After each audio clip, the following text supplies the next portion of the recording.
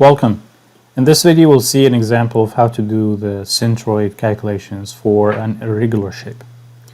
And I mean here irregular shape is that as we see here, that's a channel section or a C section, but it's not made up or it's not by itself a regular shape, but we have known centroid location for it. So for example, just a rectangle is a known shape or a regular shape.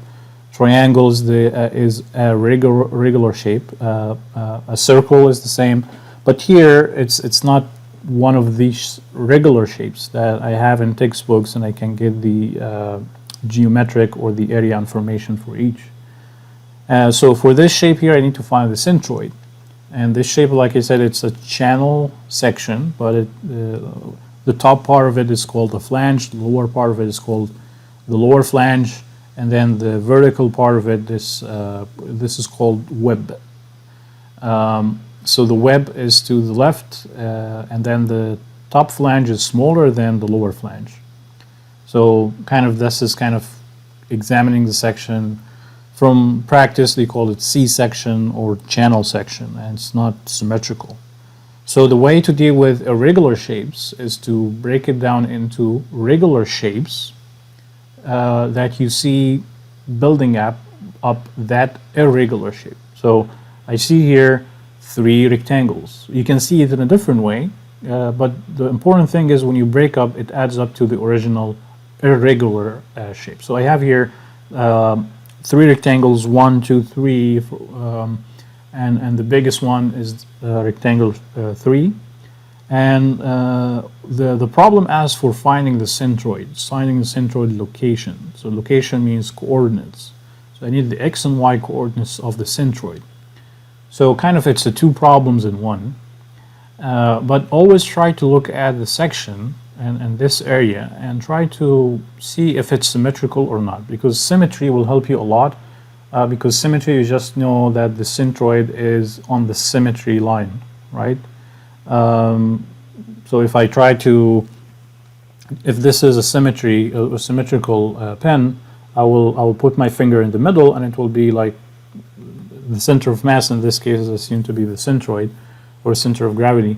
So when you have a symmetry line, then this is just where the centroid or the center of gravity is.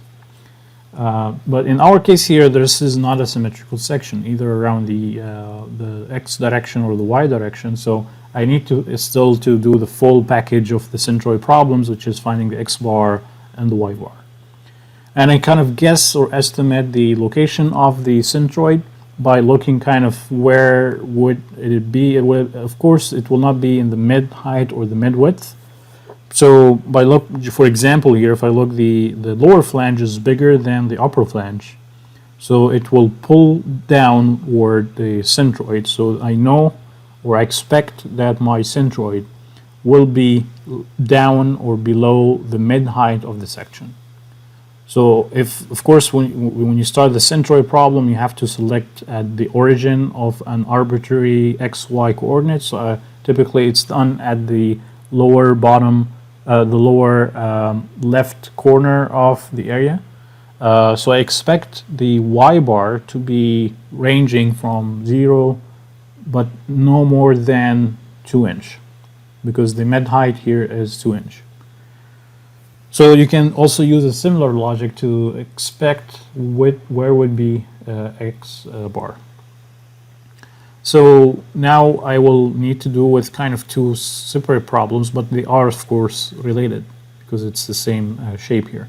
So for the x bar, it's equal to this formula here, that ratio between sum of the area of each shape times its centroid location divided by the area of all the component shapes, which means the total area of the original complete shape.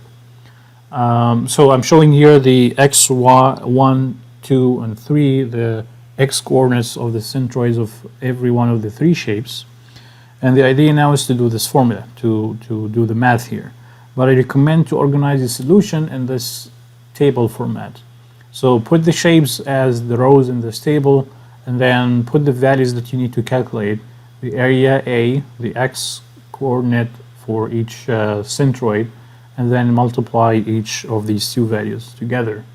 So the first area here, number 1, has an area of 3-inch square, and it's 1.5 inch away from the centroid.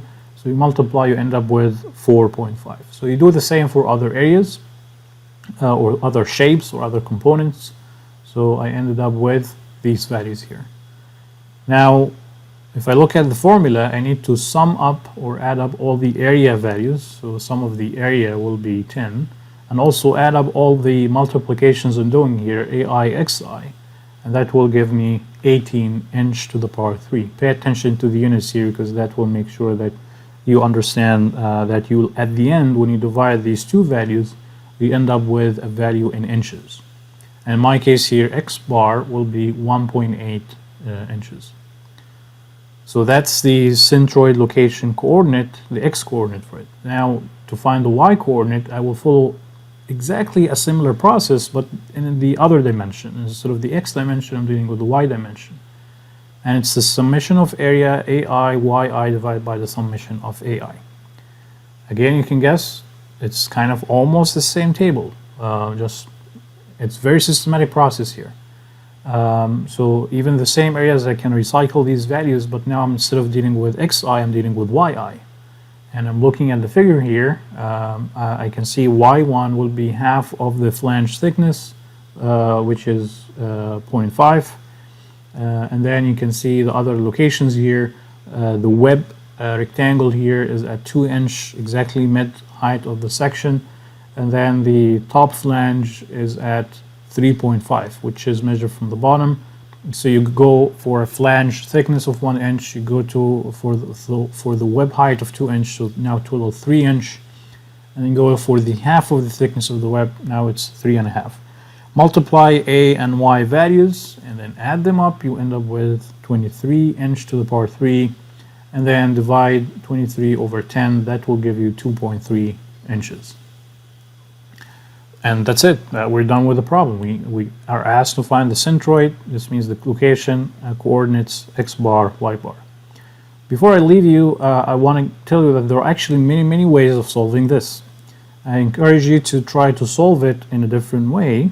So I'm sharing here kind of starting another solution, which is if I imagine this C irregular non-symmetrical shape, I will start with representing it by a full rectangle of 5 by 4, and start deducting from it the kind of the parts that need to be taken out to go back to the shape of the C section that I have.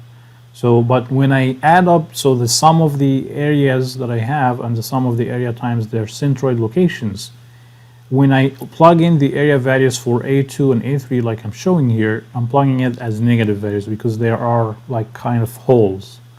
So kind of imagine you have a clean sheet and you start making a C-section out of it, so you start, with a scissor cutting it.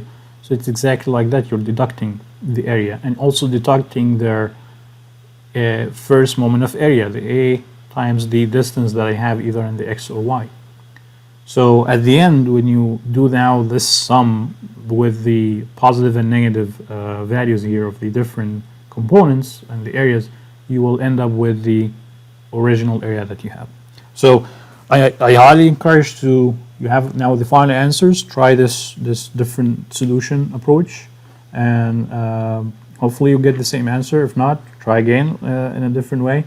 But centroids, bottom line here, it's a very systematic problem. First of all, try to find if it's symmetrical section or shape. If it is, then it's a happy day for us. It's less calculations. If not, then you will do calculations for x prime or x bar and y bar. It's the same process for both, but you're applying a little different formula for each. Thanks for watching, and have a good day. Take care of yourself and those around you.